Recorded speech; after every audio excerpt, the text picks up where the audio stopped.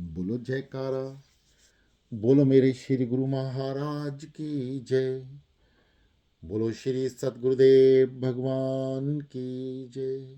बोलो श्री परमहंस दयाल जी महाराज की जय। श्री स्वरूप दर्शन। भकड़े वाली कुटिया।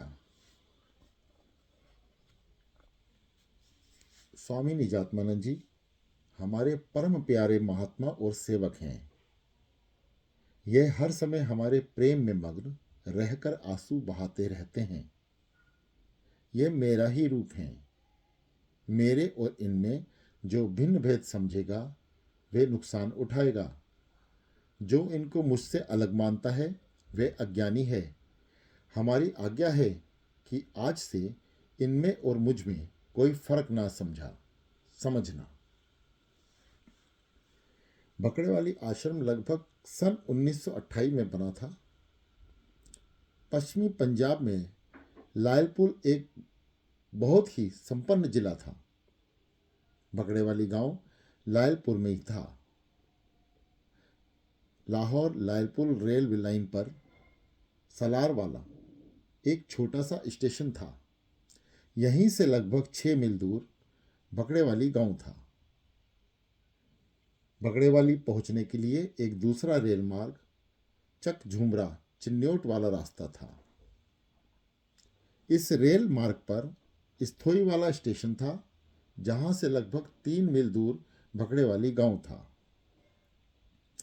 जब श्री स्वामी निजात्मानंद जी भकड़े वाली में पधारे थे तो उनके प्रेम भक्ति के उत्तम सत्संग से प्रभावित होकर भकड़े वाली गांव के एक बड़े जमींदार सरदार भगवान सिंह जी तथा उनकी माता श्रीमती जिंद कौर जी ने आश्रम बनाने के लिए 10 कानल जमीन भेंट की थी। जब श्री महाराज जी स्वयं भकड़े वाली पधारे तो वहां के प्रेमियों ने आश्रम बनाने के लिए उनसे प्रार्थना की। श्री सतगुरुदेव जी ने अत्यंत कृपा करते हुए आश्रम बनाने की स्वीकृति दे दी। आश्रम बनाने के लिए जो जमीन निश्चित की गई वह बंजर धरती थी। कई सालों से उसमें अन्न का एक दाना भी उगा नहीं था। सारी धरती करल वाली थी और उसमें स्थान स्थान पर चींटियों के घर थे। उसमें केवल 1-2 ही पेड़ थे।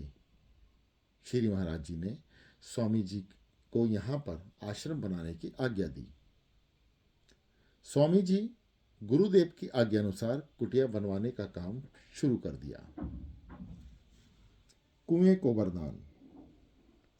सबसे पहले कुआं खोदने के लिए एक स्थान निश्चित किया गया।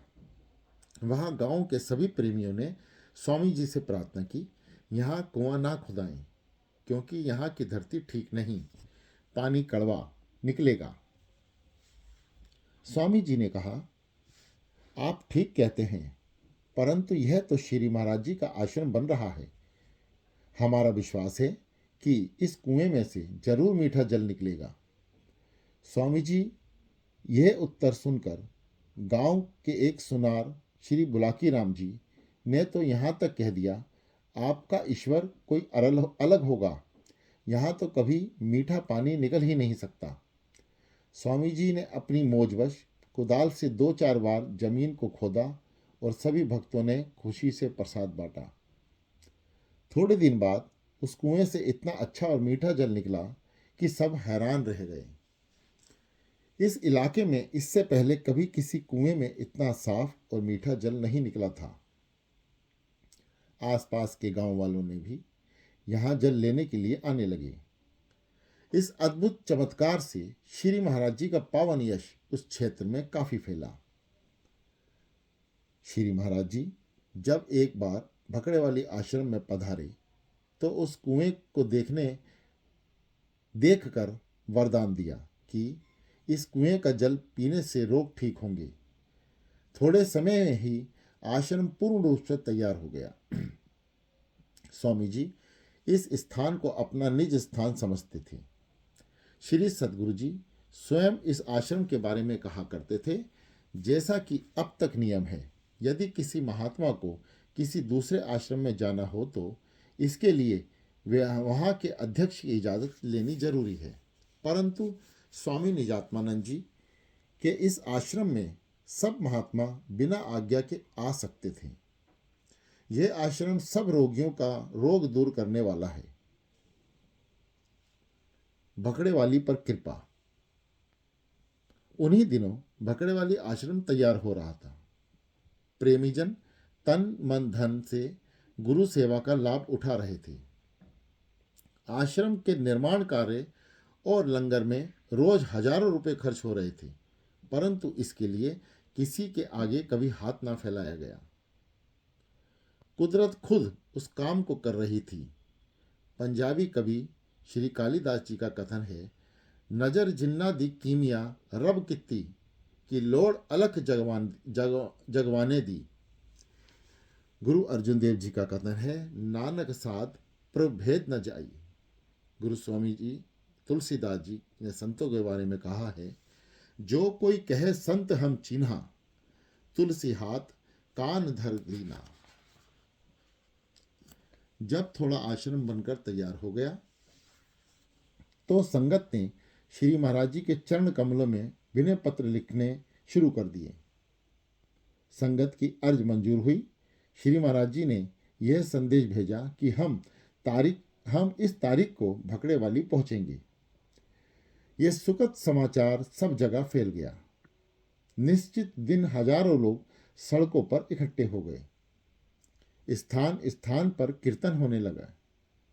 प्रत्येक स्त्री, पुरुष और बच्चे बूढ़े लोग सड़कों पर इकट्ठे हो गए। प्रत्येक स्त्री, पुरुष और बच्चे बूढ़े की आंखों में उस मोहिनी मूरत के दर्शन करने के लिए उस मार्ग पर बिछ गए। राह चलते यात्री भी उस दर्श को देखकर हैरान रह गए कि वे कौन से दिव्य महापुरुष हैं जो पधारने वाले हैं। लोग अपने जरूरी काम छोड़कर श्री महाराज जी के शुभ आगमन के इंतजार करने लगे। भकड़ेवाली और दूसरे गांवों से खास भक्त दाता दीनदयाल जी के स्वागत के लिए सालरवाला रेलवे स्टेशन पर पहुंचे हुए थे। इतने में गाड़ी आई। श्री सतगुरु जी गाड़ी से उतरे तो प्रेमियों ने उनका हार्दिक अभिनंदन किया। शाम का वक्त था। इधर भकड़ेवाली में संगत को दूर से जयकारों की मधुर ध्वनि सुनाई देने लगी, जिसे सुनकर हर व्यक्ति खुशी से उछल पड़ा। लोगों ने सड़कों पर कपड़े बिछा दिए।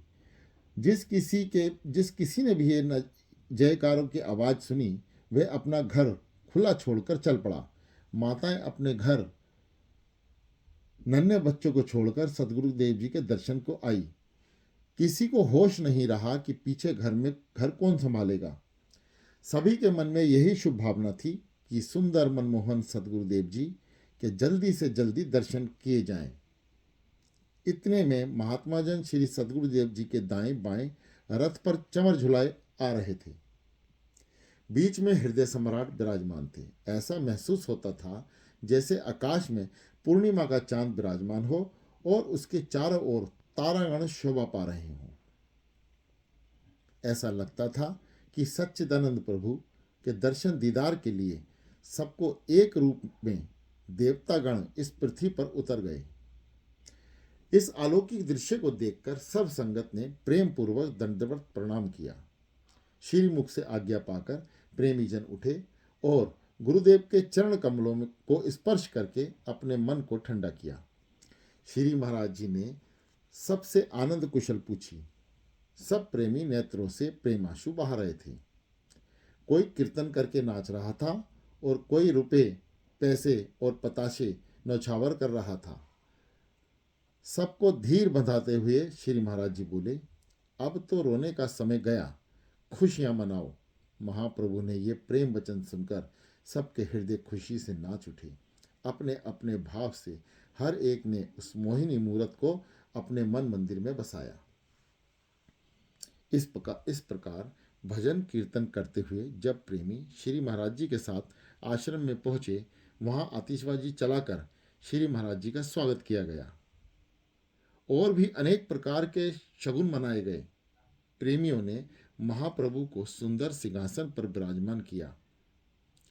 तब गुरुदेव ने सब संगत को बैठने की आज्ञा दी। संगत अपने अपने स्थान पर बैठ गई। फिर श्री महाराज जी ने सत्संग शुरू किया। उनकी दिव्य वाणी को सुनकर कई प्रेमियों की समाधि लग गई। श्री महाराज जी बोले, आप सबके प्रेम ने हमको खींच लिया है। प्रेम में नियम नहीं रहता। आप सब सच्चे दिल से सेवा का आनंद उठा रहे हो। जरा सोचो कि आप पर ईश्वर की कितनी कृपा है। जो क्या अमीर और क्या गरीब, सभी को अपना परमानंद बनाने की चिंता है। संसारी लोग दिन रात अपने कर्मों में लगे रहते हैं। उनको अपने घर, स्त्री और बाल बच्चों की हर समय फिक्र रहती है। वे लोग हर समय धन जुटाने में जुटे हैं। जो लोग मायापति भगवान के प्रेमी हैं, वे माया से दिल हटाते हैं और मायापति तक पहुंच रहे हैं ताकि माया भी जगह जगह भटकना छोड़कर अपने पति के चरणों में लग जाए। जो माया को पतिव्रता बनाने की कोशिश करते हैं, मायापति ब्रह्म उस भक्त से प्रसन्न होते हैं। संसार में ये मिसाल मशहूर है कि किसी पुत्र का पिता से और किसी बेटे का माँ से प्रेम होता है, परंतु याद रहे कि घर का मालिक पिता ही कहलाता है। माता तो घर की रखवाली करने वाली है।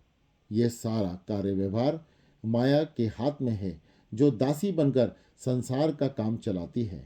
परंतु तुच्छ बुद्धि जीव माया को ही सर्वा मानकर पिता को भूल जाते हैं। वह कहते हैं कि माया के बिना कोई काम नहीं चलता, परंतु भोले जीव ये नहीं जानते कि माया प्रभु की सेवा करके ही कृतार्थ हुई है। बस ये एक पहेली सी है। जो इसे समझ गया उसका काम बन गया, और जो भूल रहा था ये फैसला करता रहा कि माया सच्ची है अथवा भगवान सच्चे हैं, उसकी हालत तो दो घरों के मेहमान जैसी है जो मुंह ताकता रह गया। रोटी तो उसको दोनों ही घरों से नहीं मिलेगी। आप लोग भाग्यवान हैं जो संसार अर्थात गृहस्थ में रहकर भी अपने परमार्थ को नहीं भूले। आप सबसे अनन्य प्रेम को देखकर हम सब पर खुश हैं। सुबह से रात तक आप अपने घर घाट भुलाए यहाँ आनंद ले रहे हैं, जैसे किसी को घर जाना ही नहीं है। यह हमारा मन मानता है कि आपका सच्चा घर गुरु घर है। फिर भी दुनियावी कामकाज करना बहुत जरूरी है। हमारी आज्ञा है कि आप सब अपने घरों की ओर जाओ और कल फिर आकर सत्संग सुनना। ये आज्ञा पाकर सब संगत अपने घरों को लौट गई। ऐसे ही रोज वहां सत्संग प्रवचन होने लगे, जिन्हें सुनकर परमार्थ के अभिलाषी प्रेमी अपनी सुरती और शब्द ब्रह्म में युक्त करने लगे। जो जिस भाव तथा श्रद्धा से आया, वह श्री चरणों से आनंदित होकर गया। स्वामी निजात्मानंद जी का वरदान। श्री स्वामी निजात्मानंद जी को वरदान। लगभग 17 दिन श्री महाराज जी भगड़े वाली आश्रम में विराजमान रहे। एक दिन गुरुदेव ने जाने की आज्ञा सुना दी। इस आज्ञा को सुनकर सभी प्रेमीजन आंसू बहाने लगे। कुछ लोग तो वियोग दुख में बेसुध होकर जमीन पर गिर पड़े। प्रेमियों की हालत देखकर श्री महाराज जी ने सबको धैर्य बंधाते हुए फरमाया, हमने परमार्थ का काम बहुत करना है, हमारे पास समय बहुत थोड़ा है। आप सब लोग हमारी आज्ञा मानकर सत्संग का काम भी करो और संसारिक कार्य व्यवहार का भी ध्यान रखो। हम जल्दी ही लौट कर आएंगे। तब संगत ने करुण पुकार की, दाताजी, दीनदयाल जी, आप ना जाइए, आपके बिना हम कैसे अपना जीवन काटेंगे। संगत की ये विनती सुनकर श्री सद्गुरुदेव जी ने अपने दोनों कर कमल उठाए और सबको आज्ञा सुनाई कि हमारे यहाँ से जाने के बाद स्वामी निजात्मानंद जी आपके पास रहेंगे, जिनके पुरुषार्थ से आप सबका हमसे मिलाप हुआ है। ये हमारे परम प्यारे महात्मा और सच्चे सेवक हैं। ये हर समय हमारे प्रेम में मगन रहकर आंसू बहाते रहते हैं। मैं इनको आज्ञा देता हूँ कि यह आपके पास ही रहेंगे। ये हमारा ही रूप है। मेरे और इनमें जो भिन्न भेद समझेगा वे नुकसान उठाएगा। जो इनको मुझसे अलग मानता है वे अज्ञानी है। हमारी आज्ञा है कि आज से इनमें और मुझ में कोई फर्क ना समझना।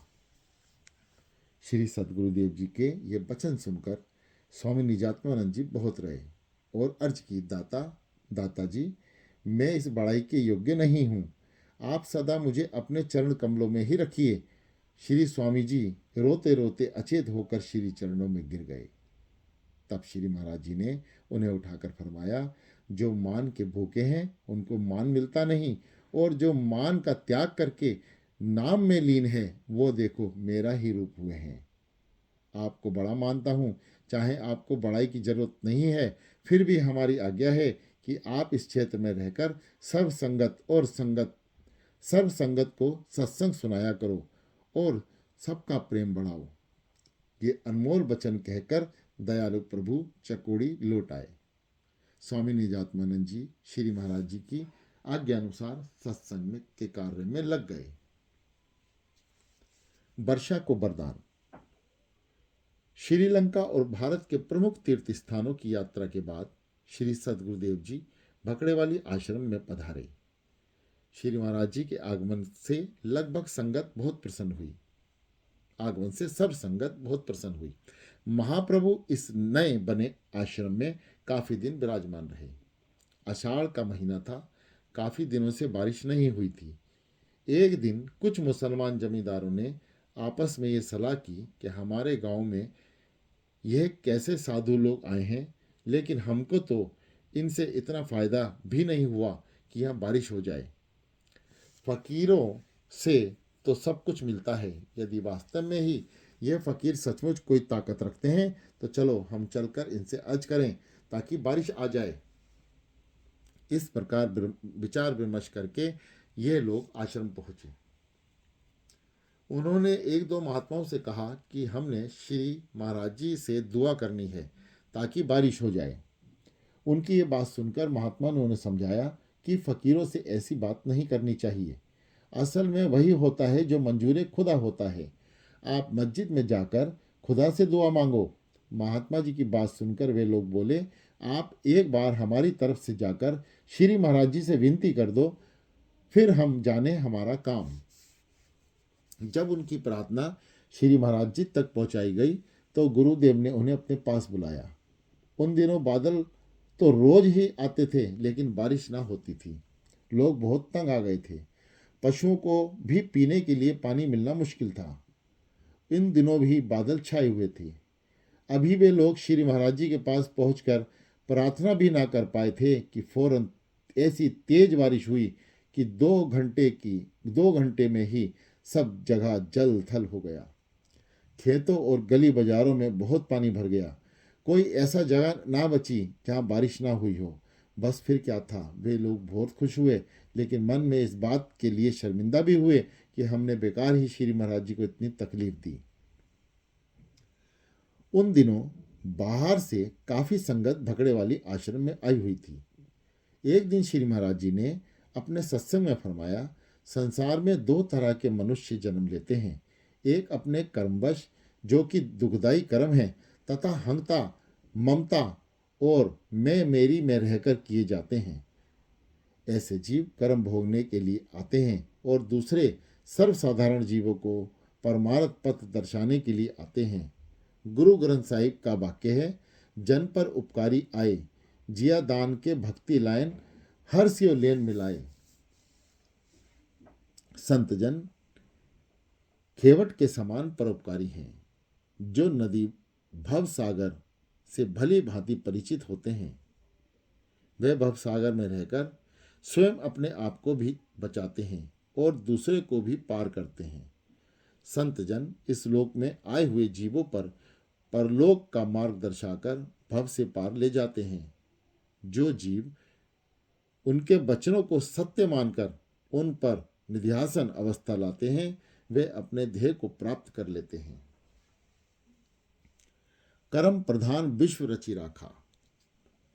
जब श्री महाराज जी ये वचन फरमाया रहे थे तो एक भक्त ने खड़े होकर प्रार्थना की, दयालु प्रभु, उन परोपकारी संत जनों और साधारण जीवों में अंतर कैसे पता चले, क्योंकि देह रूप से तो वे एक समान ही होते हैं। फिर इस बात का कैसे पता चले कि कौन कर्म से छुड़ाने वाला है और कौन कर्म भोग के चक्कर में है। उन तत्वदर्शी महापुरुष और संसारी जीवों में क्या अंतर है। उस भक्त के प्रश्न को सुनकर श्री महाराज जी बोले, सरकार की नजर में सभी नागरिक समान रूप हैं। सरकारी कर्मचारी भी सरकार के कहलाते हैं। अब यदि कोई व्यक्ति बुरा कर्म करके जेल जाता है तो उसका कोई रिश्तेदार उसे मिलने के लिए जेलर साहब के घर जाए और वहां उसे पता चले कि जेलर साहब घर में नहीं है, वे भी जेल गए हैं। ये बात सुनकर वे व्यक्ति आश्चर्य में पड़ जाता है कि जेलर साहब भी जेल क्यों गए, क्योंकि क्या अपराध किया है। फिर उसे पता चला कि जेलर साहब कैदियों के प्रबंध के लिए जेल गए हैं।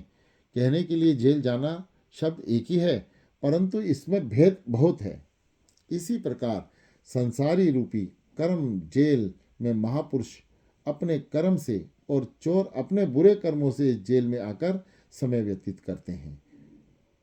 अंतर केवल इतना है कि सरकार की ओर से दोनों ही जेल गए हैं। एक को सरकार की आज्ञा सुख देने वाली है, अर्थात जेलर साहब को उसी काम के लिए तनख्वाह मिलती है।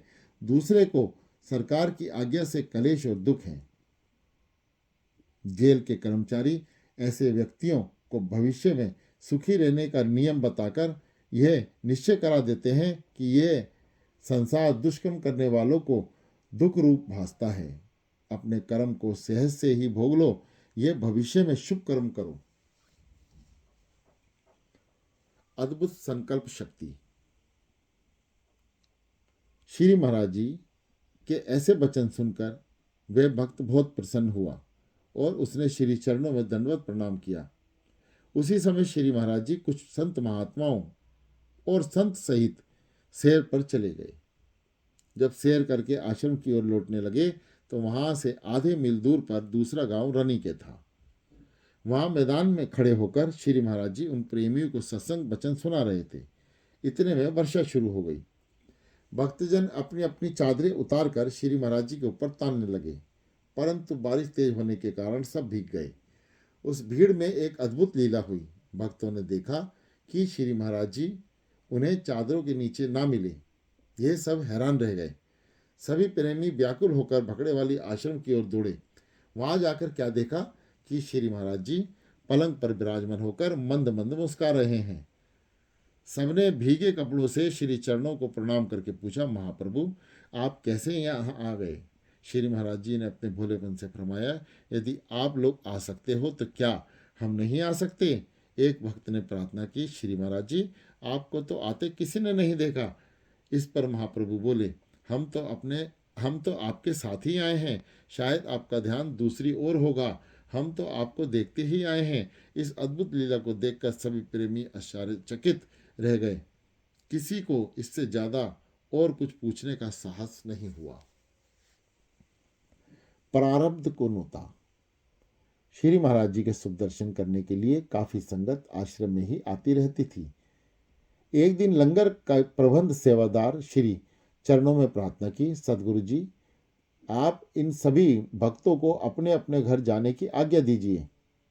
लंगर में अब तो चावल ही बचे हैं। ये लोग तो खाने के लिए ही यहाँ बैठे हैं। दाता दीनदयाल जी सेवादार को यह सब सुनकर जोश में आकर बोले, तुम इस राज को नहीं जानते। ईश्वर का धन्यवाद करा करो। जो लोग ये अपनी प्रारब्ध लेने के लिए यहाँ आ जाते हैं, यदि तुम्हें इन सब का प्रारब्ध घर घर पहुँचाना पड़ती तो फिर क्या करते। कोई किसी का नहीं खाता। जहाँ दाना होता है जीव उसे खाने के लिए वहाँ पर चला जाता है। भविष्य में कभी भी अपने मन में विचार न लाना कि ये सब लोग खाने के लिए यहाँ बैठे हैं। सभी की प्रारब्ध यहाँ पर है, ये आकर ले जाते हैं। श्री महाराज जी ने इन वचनों को सुनकर सेवादार ने क्षमा मांगी और किसी उर्दू शायर ने ठीक ही तो कहा है, जो तेरे घर खाना खाए उसका तू मशकूक है, क्योंकि वो खाता है अपना तेरे दस्तर खाने पर। इस प्रकार काफी समय गुरुदेव जी भगड़े वाली आश्रम में विराजमान रहे। 45 चक में दिल में दिलवर मिल गया, काबा को जाय क्या जरूर, पाक है दुई से हम गंगा नहाए क्या जरूर, वो नहीं है दूर हमसे, दूर उनसे हम नहीं, कान में अंगुशत दे, बांगे सुनाए क्या जरूर, एक ही नुक्ता में सब इल्मों का मतलब पा लिया, कागजों का बोझ अब सिर पर उठाए क्या जरूर, हर तरफ हमको नजर आता है जलवा यार का, एक मगरब की तरफ सर को झुकाए क्या जरूर, हो रही है खुद ब खुद ही बंदगी, दम दम के बीच तसब्बी का माला पकड़कर फिर आए क्या जरूर। पश्चिमी पंजाब के जिला सरगोदा में चक 45 एक रमणीक गांव है। यहाँ के निवासी भक्ति भावना से पूर्ण भोले स्वभाव के श्रद्धालु भक्त हैं। एक बार यहाँ के कुछ खास भक्त सदगुरु दर्शन के लिए भकड़े वाली आश्रम में आए। उन प्रेमियों ने कुछ दिन बाद महाप्रभु से अपने गांव में दर्शन करने की प्रार्थना की।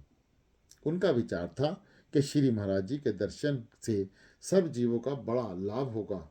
महापुरुष का कथन है, जहाँ घर साधना सेविये, हरि की पूजा नाही, ते घर मरघट सारखे, भूत बसे तहि माही। ऐसा विचार करके चक 45 के प्रेमी भक्तजन श्री ईश्वर सिंह जी, श्री चेतराम जी, भक्त इकबाल सिंह जी, भक्त तख्त सिंह जी, भक्त लालचंद जी, भक्त लद्दाराम जी, चौधरी सुंदर सिंह जी तथा अन्य श्री खुशहाल सिंह जी और अन्य प्रेमी जो इनके साथ आए हुए थे, सबने बड़ी नम्रता पूर्वक श्री चरण कमलों में चक 45 के दर्शन देने के लिए प्रार्थना की। श्री सदगुरुदेव जी ने अपनी आपकी विनती सुनकर स्वीकार किया और साथ में वचन फरमाए, हम आपके साथ ही चलेंगे। श्री महाराज जी के अनमोल वचन सुनकर सब संगत गदगद हो गई। कारणधार सतगुरु दृढ़ नावा। वर्षा ऋतु थी, श्रावण मास चल रहा था। श्री महाराज जी की सेवा में लगभग 45 महात्मा और 30 भक्त सेवादार थे। उन सबके साथ हृदय सम्राट दाता दीनदयाल जी भगड़े वाली चले। चिन्योट जिला झंग तक तो हजूर रेलगाड़ी द्वारा गए। चिन्योट के पास चनाब नदी पर रेल का पुल बन रहा था। वहाँ चनाब नदी का पानी दो पहाड़ियों के बीच में से होकर गुजरता था। एक अंग्रेज ठेकेदार ने सरकार से 3 लाख में पुल बनाने का ठेका लिया हुआ था। नदी में बाढ़ आई हुई थी। श्री महाराज जी ने दरिया पार होकर जाना था। उसी समय घाट पर तार आई कि किश्तियां ना चलाई जाएं। देखते ही देखते पानी बहुत बढ़ गया। दरिया ठाटे मार रहा था। तूफान की यह हालत देखकर सब डर रहे थे। श्री महाराज जी ने मल्लाहों से कहा कि कश्तियां तैयार करो, हमें पार जाना है। उनसे इनकार करके श्री सदगुरुदेव जी को फरमाया, भाई हम तो जरूर, सदगुरुदेव भगवान जी ने फरमाया, भाई हम तो जरूर जाएंगे। चनाब के दूसरे किनारे अस्थायी रूप से 3 वर्ष के लिए एक छोटा सा रेलवे स्टेशन छन्नी खिच्ची बना हुआ था। मुसाफिर कश्ती द्वारा नदी पार होकर इस स्टेशन से रेलगाड़ी पर सवार होकर आगे सरगोदा तक जाते थे। श्री महाराज जी ने नाविकों से कहा, भाई रेलगाड़ी जाने का समय हो रहा है, इसलिए जल्दी किश्ती तैयार करो। ये दृश्य ठीक वैसा ही था जब मर्यादा पुरुषोत्तम भगवान राम गंगा घाट पर केवट के पास आए और उसे गंगा पार उतारने के लिए कह रहे थे। निषाद राज ने भगवान राम से काफी प्रश्न उत्तर किए। गोसाई तुलसीदास जी ने भी उस दृश्य का बखान इस प्रकार किया है। चरण कमल रज कहु सब कही, मानुष करनी मुरि कछु अहि, मांगी नाम न केवटु आना, कही तुम्हार मरमू में जाना। ये मल्ला भी ठीक उसी प्रकार इनकार कर रहे थे। उन्होंने कहा, श्री महाराज जी पानी बढ़ रहा है, आज किश्ती नहीं जा सकती। श्री महाराज जी ने उनकी बात सुनकर मुस्कुराकर बोले, लाभ जो होगा वह आपका, और जो नुकसान होगा उसके जिम्मेदार हम बनते हैं। आप निश्चिंत होकर नौका तैयार करो। श्री महाराज जी के प्रेम भरे वचन सुनकर मल्लाह कश्ती खोलकर घाट पर ले आए।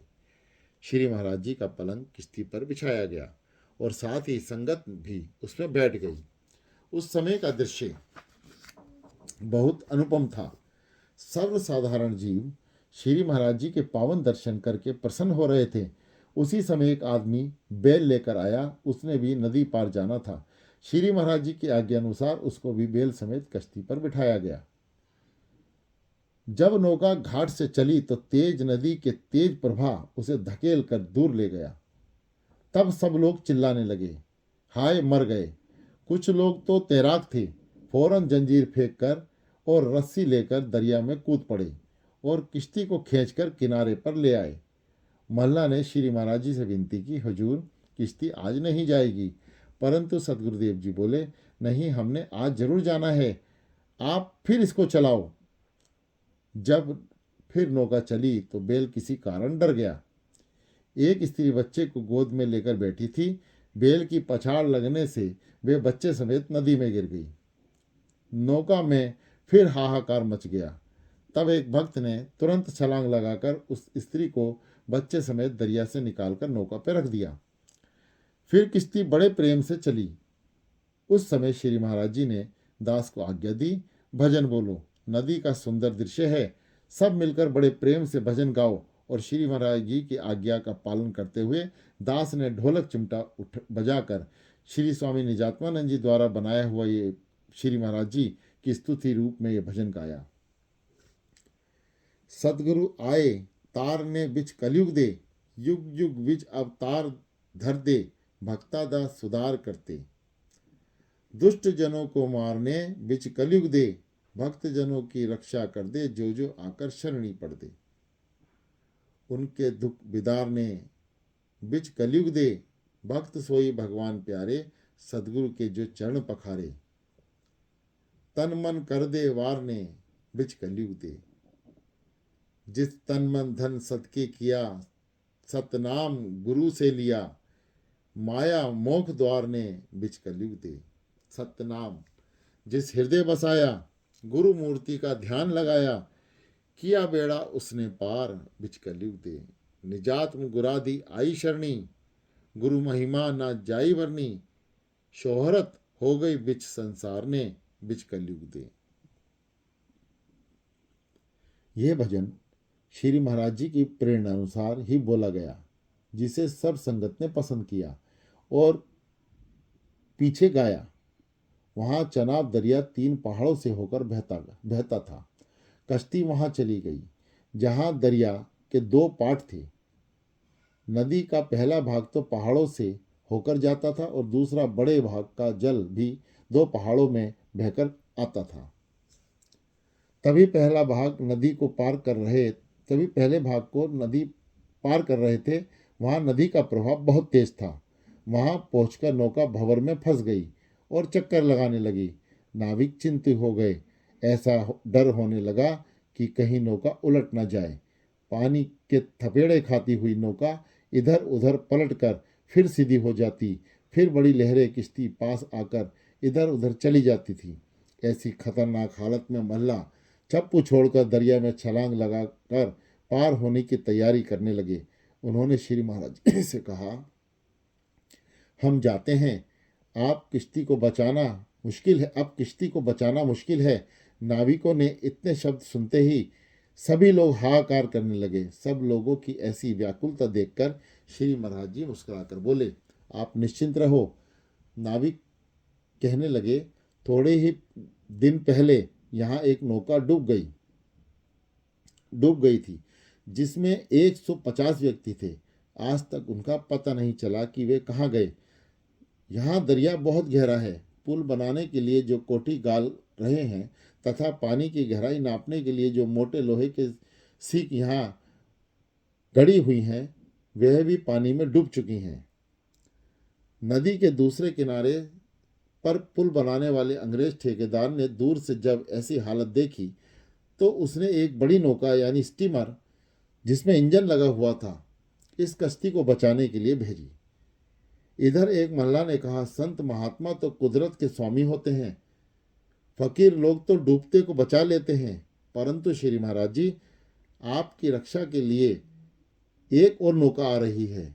हम तो तब जाने जब ये किश्ती पार लगे। उधर ये मल्लाह श्री महाराज जी से ये बातें कह रहा था। उधर सब लोग निराश थे, परंतु श्री महाराज जी आनंदित होकर खूब हंस रहे थे। अभी वे इंजन वाली नौका इस कश्ती के पास आई नहीं थी कि यह नौका नदी के दूसरे किनारे पर जा लगी और वहां से बहुत दूर था। सब लोग ने ये सब आंखें खोली तो ये देखकर सब चकित रह गए कि नौका नदी पार कैसे हो गई। कोई इस राज को ना समझ सका और नौका को किसने और कैसे पार लगाया उस भंवर से किश्ती को निकालते किसी ने ना देखा। नदी के दूसरे तट पर खड़े दर्शक यह अद्भुत दृश्य देखकर बहुत हैरान रह गए। वह सब लोग श्री महाराज जी के महान व्यक्तित्व से प्रभावित होकर श्री चरणों में प्रणाम करने लगे। खास तौर पर वह अंग्रेज ठेकेदार बहुत ही हैरान हुआ। उस ठेकेदार ने श्री महाराज जी से बड़े प्रेम से अपनी कोठी में ले जाकर विराजमान किया और सेवा का लाभ उठाया। सारी संगत के लिए उसने लंगर का इंतजाम किया। श्री महाराज जी ने मल्लाहों को इनाम दिया। थोड़ी देर वहां विश्राम करके दाता दीनदयाल जी रेल पर सवार होकर रेलवे स्टेशन ललिया पर जा उतरे। चक 45 में आश्रम निर्माण। लालिया स्टेशन से चक 45 लगभग 3 कोस दूर था। स्टेशन पर चक 45 की प्रेमियों ने घोड़े और पालकियों का प्रबंध किया हुआ था। श्री महाराज जी को वे प्रेमी भक्तजन भजन कीर्तन करते हुए बड़े आदरपूर्वक अपने गांव में ले आए। वहां महाप्रभु का सत्संग उपदेश शुरू हो गया। वहां के प्रेमीजन श्री महाराज जी की पवित्र सेवा से आनंद मनाने लगे।